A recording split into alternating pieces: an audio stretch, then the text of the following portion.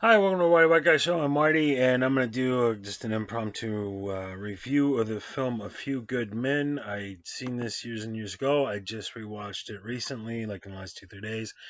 Kind of thought about it a little bit, and it is a film that makes you think and contemplate some things. So good on the film.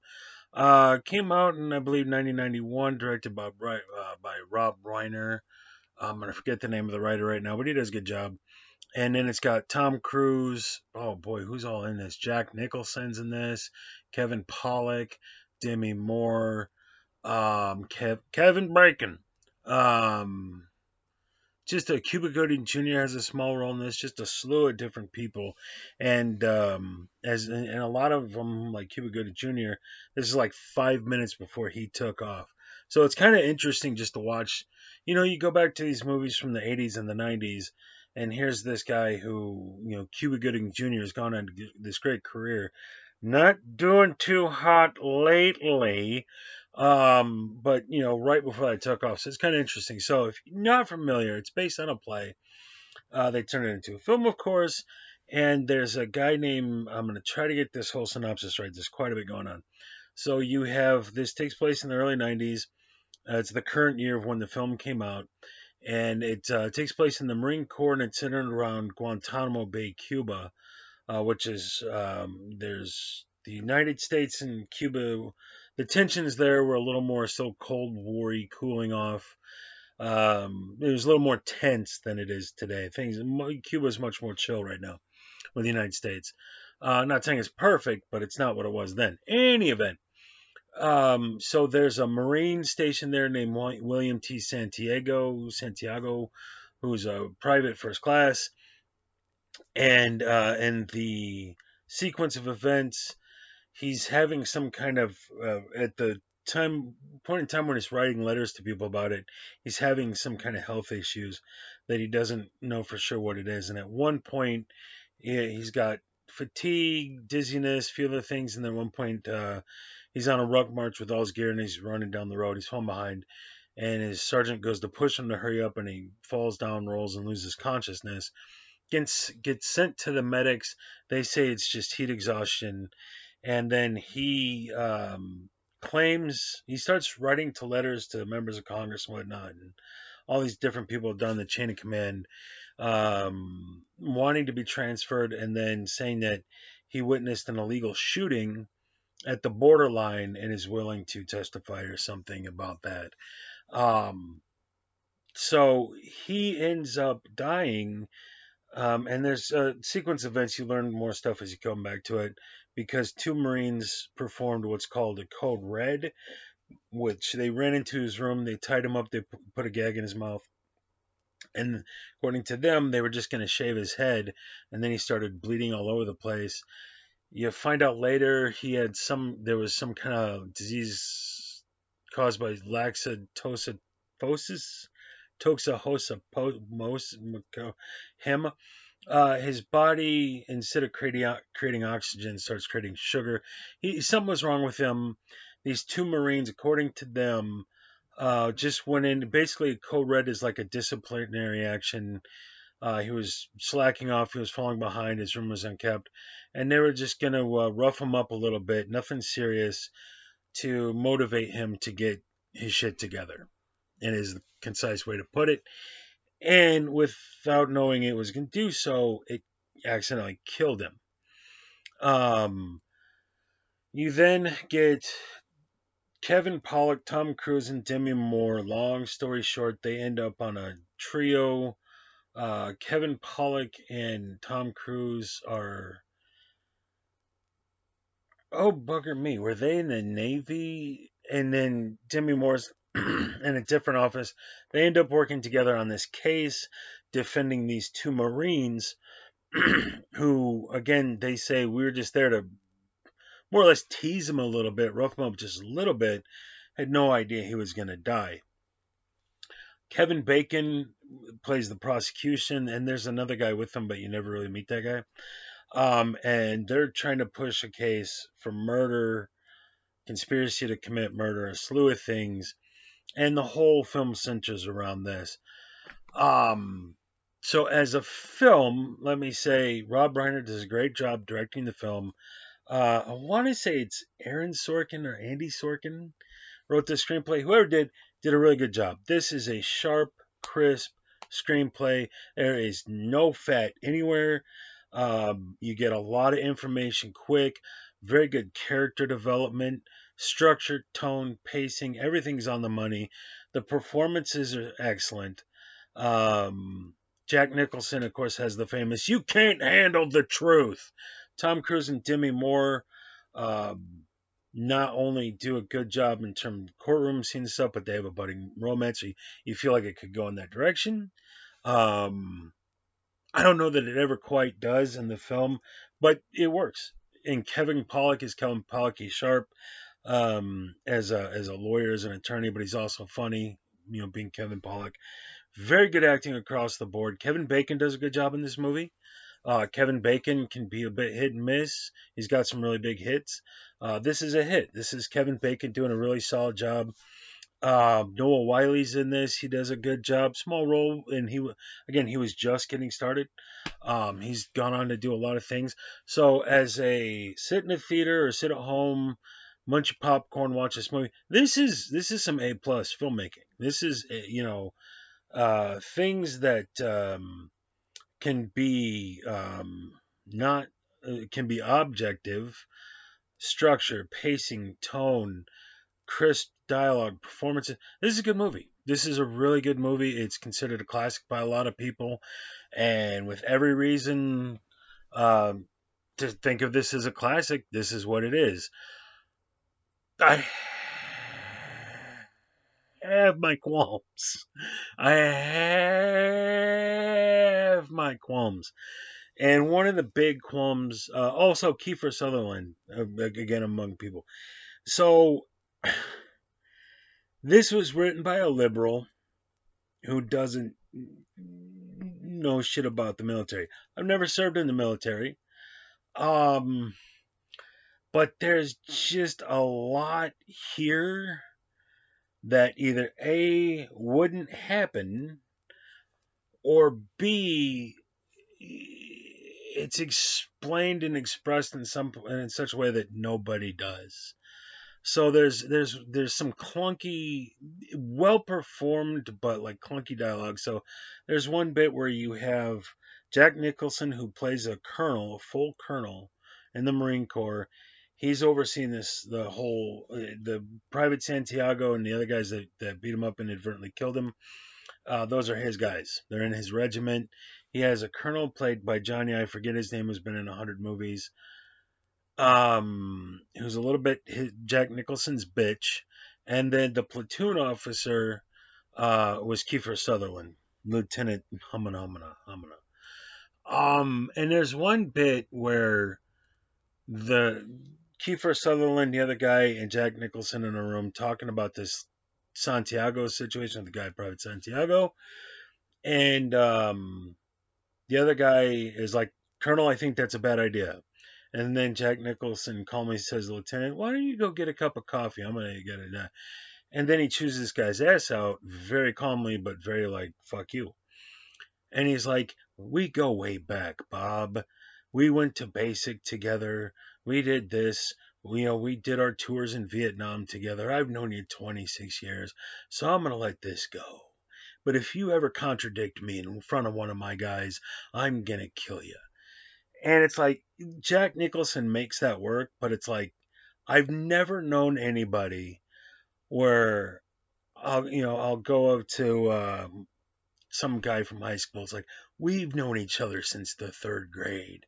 Da da da da. It's like that guy knows that. He's the other guy in the relationship.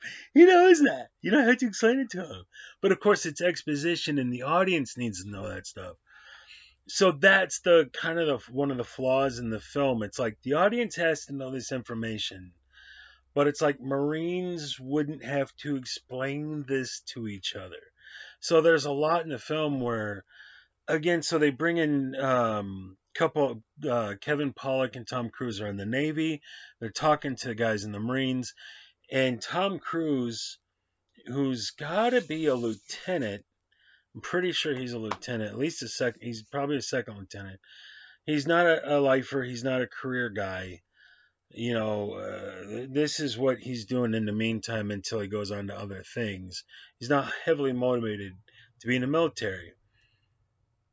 But it's like you had to go to OCS. You didn't go to West Point. Let me tell you right now, Sonny Jim. I don't know if the Navy has West Point. Whatever the thing is that's good, you went to the other thing for the Navy. I know shit about the Navy. They're in boats. That's it. That's all I got. They travel around in boats a lot. But it's like the Navy and the Marines operate together all the time.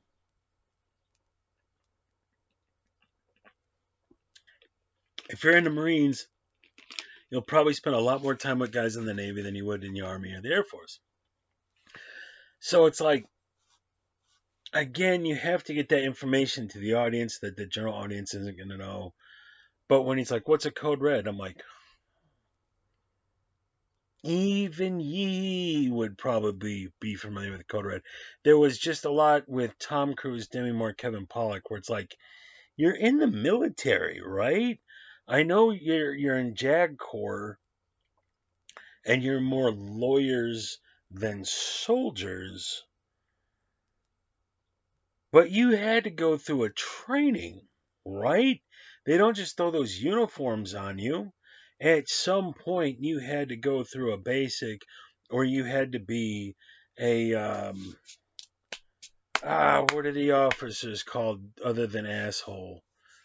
A recruit? No, it's not recruit. It's the other thing. It'll come to me. The point is, it's like at some point you had drill instructors screaming at you and shit. And so Tom Cruise, like, I get it. It's sexy. It's fun. But it's like you would have some understanding of how the armed forces works when you're in the armed forces. So I don't know any military lawyers. I've never been in JAG Corps, and I'm guessing, but it just kind of felt false that, like, just by virtue of the fact that you're in the armed forces, you're gonna have some huevos. You just kind of gotta, and you're gonna know some of these things. Even if your focus is more on being a lawyer, you have to study military laws. And so, in the opening part of the film, Tom Cruise is playing softball to get, and he's more invested in the softball team playing intramural games than his actual career. And another guy comes up to him and he's like, "You were supposed to be in my office 15 minutes ago," and they're debating over some corporal who bought oregano and got busted, thinking he had weed or something, and you know, it's like, okay, so even if you're not hardcore gun ho ready to go, by virtue of the fact you represent people in the military, you're gonna pick up some lingo. You're gonna pick up some philosophical concepts. And when he's interacting with these Marines, it's like he's never met a Marine before. And it's like, you'd see these guys every day. Like, they're gonna be part of the ether, man. Like, you're just gonna pick some of this shit up by osmosis. And yet, Demi Moore and Tom Cruise, they don't feel military at all, which isn't too far fetched because their characters aren't supposed to be too gun ho. But it's like, this is just that the texture is not right. Kevin Pollak kind of gets it more, but just because his character is more subtle and subdued and spend less time with him, the contrast is less apparent. But it's like, yeah, I get it. They're not soldiers, they're pogues, they're lawyers. I get this, but it's not your first day, and you're just around this shit all the time, and yet you're acting like you're lawyers from New York, but you're in the armed forces, so that just doesn't quite feel right. And then they go through a lot of different medical and legal stuff, but as I understand it, if you're in the armed forces and you receive a direct order I'm pretty sure you're not immune from consequences, but that's not going to be on you. Again, a layman's interpretation, but I don't even know if you can be court-martialed for following a direct order. You're doing what you're ordered to do. That would be on the person giving the order. So at the tail end of the film, Jack Nicholson, you find out he gave the order. They don't know that. The lawyers didn't even know that for much of the film. Um, and the two Marines didn't get it from them. They got it from Kiefer Sutherland's character as Lieutenant Kendrick or Kendrick. At the very end of the film, Kevin Bacon's like, "Yeah, good job, Tom Cruise. Even though we're enemies in the courtroom or buddies, a la Daniel and Johnny and Karate Kid." Um, and then he goes, I got to go arrest Kendrick or Kendrick." I'm like, "For what?" That guy just said, he's like, "Did you order the code red?" And Jack Nicholson goes, "You goddamn right I did." Okay. Instantaneously, those two Marines are off the hook. And so is, and which that, they go to the decision and they find him not guilty for murder and conspiracy to commit murder because A, they were following their orders, and B, if anything, it'd be manslaughter. But this is the way I was taught it, and go ask Derek Chauvin about how wrong I am on this. If someone were to, if you're going to do something, you did something to somebody and they died, but it was because of a medical condition, that you would have to know they had that medical condition, and you'd have to know that would kill them to be tried for murder. Certainly murder one and murder two. Manslaughter, I'm not 100% sure how that works, but they would have to know that this would kill him. And even when the guy did the autopsies, given the medical thing, he's like, the rag had to be poisoned. And it's like, okay, well, why would the rag have to be poisoned? Well, because these medical reasons. It's like, and then there was no poison found on the rag, but then he's like, for spastic fastic acidosis to happen, it had to be poison. And it's like, okay, but you didn't find poison on the rag they put in his mouth. What the fuck happened to due process? Like, if you don't have evidence, you don't have evidence. Why are you in court? Like, you'd have to prove that their action killed this kid. But he's not covered in bruises. He doesn't have broken ribs. There was no beating. That didn't kill him. So I'm assuming it had to be the rag in his throat. But he didn't suffocate or asphyxiate. All this bleeding was going on. So it had to be poison, but there's no evidence of the poison. What are you in court for? How did you get to the courtroom? How did he get to charges? The the guy clearly had some mysterious medical condition, and the whole thing stems from he was writing letters to all these people trying to get transferred, saying that he had lost consciousness. There's all this evidence of an underlying medical condition that they don't know what it is, and if these two Marines don't know he has a medical condition, they can't be held liable if he dies because there's no way to know that would have killed him. So what are they even being tried for? And then conspiracy to commit murder. Then you find out they're the ones who called the 911 and helped them out medically. It's like, why are you even in court? Like, what are they alleging you even did? Where did you get conspiracy to commit murder? But then if it's on Jack Nicholson that he gave the order that got that kid killed, that's on him. So what do you, and then if they let those two Marines off the hook for assumedly, obviously it's not murder one and murder two, but assumedly manslaughter, what are you arresting the other guy for? Because the same legal principle would apply to him, the Lieutenant Kendrick character played by Kiefer Sutherland. If these two Marines are off the hook for the same reason he's off the hook, because he was ordered to order them to do the code red. This makes no legal fucking sense whatever. Um, Again, not a lawyer. I don't know military law. And then the judge says, and I order you to be discharged for conduct unbecoming, because that's what the jury found, that they were guilty of conduct unbecoming. Is that his call? Isn't that the Marine Corps' call? Can a judge even tell the Marine Corps to discharge these two guys? I don't fucking know. I think it was an Army judge.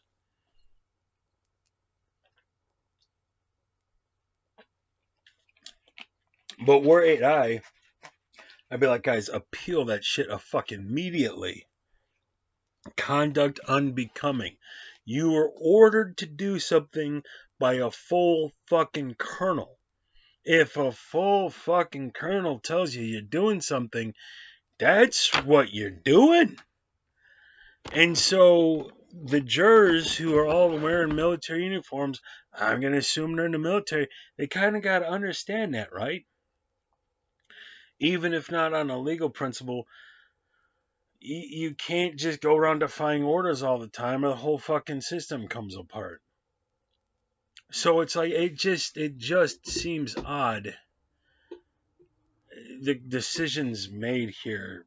And I have a hard time believing this has it might be based on loosely on something that actually happened, like some of these movies usually are, but like Saving Private Ryan, there were 4 brothers, 3 of them got killed, and they went and got the guy out of there. But what actually happened, they waited till the fighting was over and go picked him up in a Jeep and then took him and sent him home. They didn't go everything else in the movie. So I'm looking at this going, I don't think this makes any sense. Legally, what are they even arrested? What were they arrested for? This is a medical condition. This is not a murder. And it should be self-evident as shit. So, I mean, they got a rag in his throat. That's not going to cause you to bleed. So in one of the scenes, they go to where the kid died and there's blood over the bed. Okay, what traumas on his body was going to cause that bleeding? Nothing. Putting a rag in somebody's throat ain't going to cause you to bleed all over the place. And so when it goes to the coroner's like, well, it had to be poison. Well, that's not due process. Jerk off. And then he's like, it's laxafaxis acidosis. And then Tom Cruise brings him his own report on the kid's physical, where he had mentioned all the 3 symptoms that could be the cause and not the thing on the rag. And it's like, you got all the way to the courtroom and only just now did somebody point this out? Like, were there arresting officers? Did you get arrested by MPs? And nobody put the 2 to 2 together to get 4 on any of this shit? So, like, how did this get to fucking and when they go to pre-trial, like, a judge should be able to look at this and be like, yeah, roughing a guy up ain't gonna cause him to bleed all over the place like that. Like, they didn't even get to that point. So they tied him up, they gagged him, and the excitement from all that causes the laxafaxic acidosis to kick in, causing his body to create sugar instead of oxygen. He ends up bleeding all over the place. But it's like, anybody could look at that and be like, there's no bruises, there's no trauma, there's no nothing. There's nothing these guys did that caused him to bleed like that. And then they're like, well, it's a poison that killed him. Okay, where'd the blood come from? What happened? So again, I'm not a doctor, but the whole film centers around a medical situation that it's like, if the doctors, the coroner's just assuming there was poison on the rag, and there's different poisons that you wouldn't be able to detect, which I'm not 100% convinced of this, that's not evidence. That's the absence of evidence. Why are you in court? Why has this gone to trial? And it seems like that one of the missing components would be somebody conducting the investigation. So these guys, you got your defense lawyers and you got your attorney, your district attorney equivalent, the prosecutor, Kevin Bacon. Where's the investigator? So someone would have to do an investigation that led to believe that there's sufficient evidence that this is murder for that to go to court. And that's where's the detective? And then why not go to the detective and go, why are my clients even here? You don't have anything called evidence. It could be utterly fucking coincidence. This guy has some kind of anaphylactic shock. It just happens to be the moment that these guys were pulling a code red. But then the two Marines don't say initially they were ordered to do a code red. And they're like, we have a code that it's like, you got a 20-year-old kid and an 18-year-old kid, they're in the Marine Corps, and they don't want to say that they were following an order from day one out of loyalty to the Corps or something. I got a hard time believing that. To say, look, I was ordered to do it. That was the first thing out of my fucking mouth. But then even if you ordered the code red, so then the colonel is in trouble because he ordered the code red. But we've eliminated that there was no poison on the rag.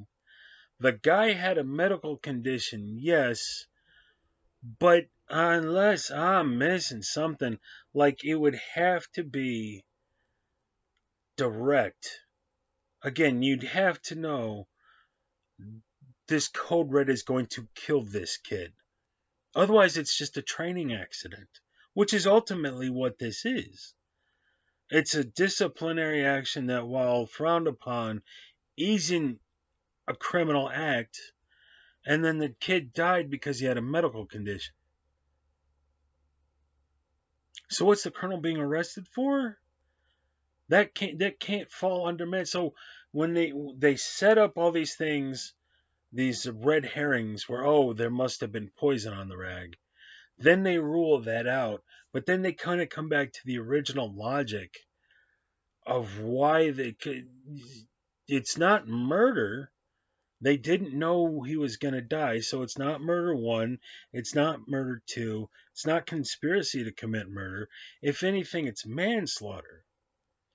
But again, if the coroner would have to know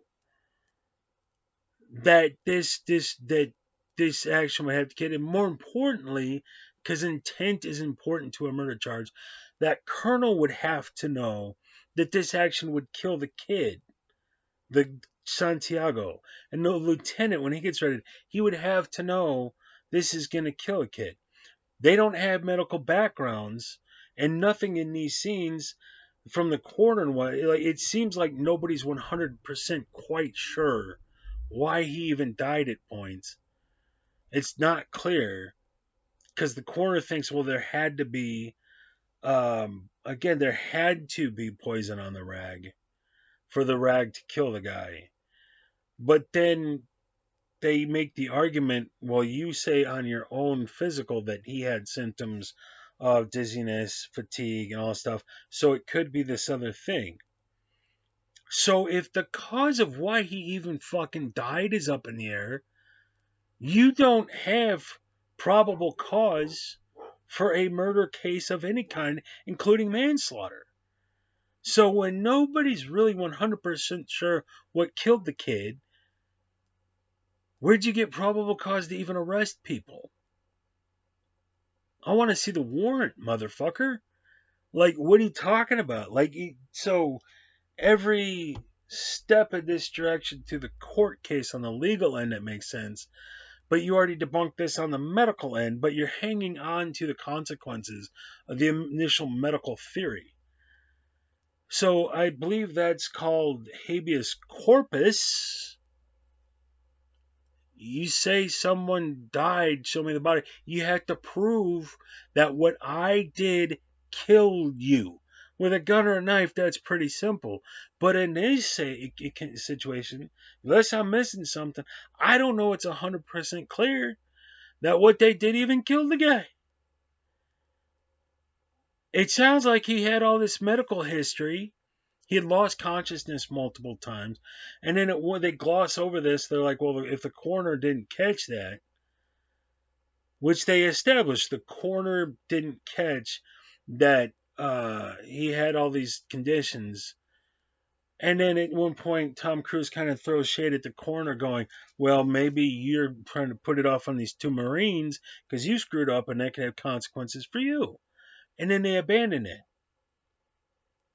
But when they prove there wasn't poison on the rag, why is anybody here? If he died because he had a rare mysterious disease, how then could anybody in the chain of command who aren't doctors, and when the doctor's not certain, when the autopsy's not clear, when the medical professional can't prove conclusively what killed him, how can these guys be on the hook for even manslaughter? That's not manslaughter, that's an accident. Like a facet of manslaughter is you had to kind of know better. So vehicular manslaughter, you didn't intend to kill the person, but you set in event the motions that led to their death. But you got drunk and you hit a guy. There's like a criminal component for you because it can't just be an accident. There's that movie with Ben Affleck's kid brother, Casey Affleck. And he left the fire pit open in the basement. The building caught on fire. People died. He didn't get arrested for that. Why? It's an accident. Now, he set in motion the events that led to those people's deaths. But it was an accident. So even a manslaughter, you didn't intend to kill him. There has to be some kind of you should have known this person would end up dead. And so if you go to do something, and then Noah Wiley's character, another private in the Marines, says, yeah, I got a code red. They punched me in the arm for 5 minutes and then put tape all over my hands or something, glue all over my hands because he dropped his rifle because his palms are sweaty. So it's like this happens a lot. It's a common theme. Nobody else died because of a code red. That's a factor in this kind of case, because if you've done it 1,000 times and nobody died from it, why are you supposed to suspect that this time this kid's going to die from it? What were they arrested for? Why are they in court? Why did the judge agree to hear the case? And what the fuck is anybody talking about? If a code red never killed somebody before, then it wasn't the code red. Hello. This whole thing they shouldn't be in the courtroom at all. It should have never got that far. It's stupid. God. Then I'm just gonna ramble. There's the one scene, like I'm not already. There's the one scene where they go to meet Jack Nicholson, and he's like, "You didn't ask me for permission." And once Demi Moore's character, Tom Cruise, is like, "Thank you, we're gonna leave," and she keeps going, I'd have kept walking. Fuck you, bitch. What are you doing? Like, present a unified front. So when she just keeps going and going, dude, I'd already be back at the car. Like, you got to see the movie to know what I'm talking about. But, if I got that idiot sitting next to me and she keeps screwing things up, yeah, I'd have dropped that shit. I wouldn't be on that case. And then go for a mistrial because this idiot keeps screwing everything up. I could go on. So this is like a really intelligently written play that turned into a movie and it's directed by Caswell and stuff. As a film, if you know nothing about anything, it's a fine film. But when you understand, I'm a political science major, took some legal courses, never been in the military, but no, it's like, no. None of this would have got that far. And then at one point, he's like, Santiago's like, I'm gonna, there was an illegal shooting. Everybody else gave it a pass because they're sick of dealing with Cubans every fucking day and their bullshit. And so he goes around the chain of command. Yeah. So at one point, when this guy's got medical situation and he's just a fucking just shit can him. NJP the motherfucker 10 times and then discharge his ass and send him packing. It ain't worth it, Jack Nicholson. It ain't worth it. Just kick this kid loose. Get in somebody there who has their shit together. That he decides like this one. So a full colonel's got to come down from on high and care about what some PF fucking C did? No, he's not. Shit can the motherfucker and save us the paperwork. That's what would happen. NJP him from his numerous fucking problems and just get rid of him. Don't even transfer him. Like fucking discharge him. General discharge this motherfucker. Or get him out on a medical. He lost fucking consciousness. Send him out. Get him down. Just get him out of your fucking regiment. You're fucking Gitmo, dude. Get your shit together, Nicholson. I have a hard time believing that this kind of thing would get to this point where they go to punish this kid. But then they make it so nefarious, and it's like they're gonna rough him up a little bit. They roughed up. It's the Marines. You get fucking roughed up. Again, it's a common fucking thing. So they make it this great, horrible, tragic sin, and it's like, but you do it all the time, and everybody's fine. Like Noah Wiley's character, that and Cuba Gooding Jr. They probably got code reds, and they're doing fine. But they make these Kendrick and Jack Nicholson out to be these monsters. And it's like, what did they do? What did they do was so monstrous? They ordered a code red. If you can't handle a code red, what the fuck are you doing in the Marine Corps, dude? Fuck me.